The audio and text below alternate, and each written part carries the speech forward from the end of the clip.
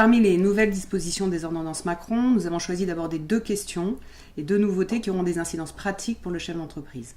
D'une part, les nouvelles dispositions relatives au contrat à durée déterminée et celles relatives aux prêts de main-d'œuvre. Concernant le contrat à durée déterminée, jusqu'à aujourd'hui, le régime était régi par la loi uniquement. Désormais, elle pourrait être régie, dans certaines dispositions, par les conventions collectives de branche.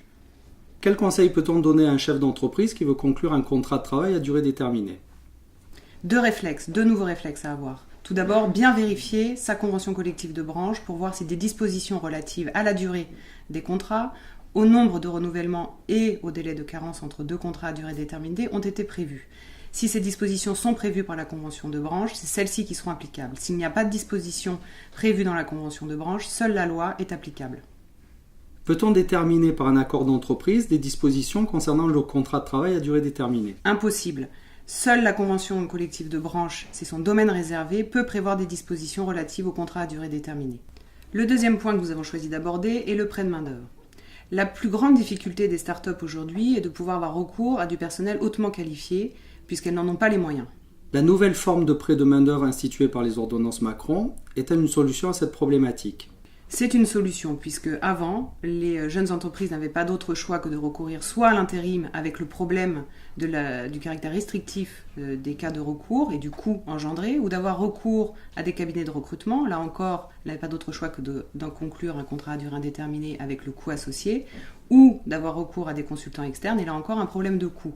Cette nouvelle forme de recours auprès de main-d'œuvre leur permet d'éviter, en tout cas d'amoindrir le coût de recours, et de ne pas être soumise aux aléas de l'exécution d'un contrat de travail. Quelles sont les conditions prévues par l'ordonnance ?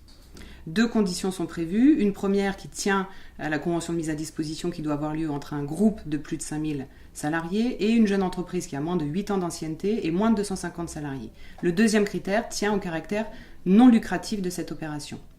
Caractère non lucratif qui signifie que le groupe ne pourra pas facturer au-dessus de son coût de revient, voire en dessous de son coût de revient, sauf à certaines conditions. Facturer au-dessous de son prix de revient, n'est-ce pas un acte anormal de gestion ? Pour éviter le risque fiscal et pouvoir déduire l'intégralité des charges liées à cette mise à disposition, il suffit que la convention de mise à disposition, conclue entre le groupe et la start-up, réponde à l'un des 3 objectifs fixés par la loi.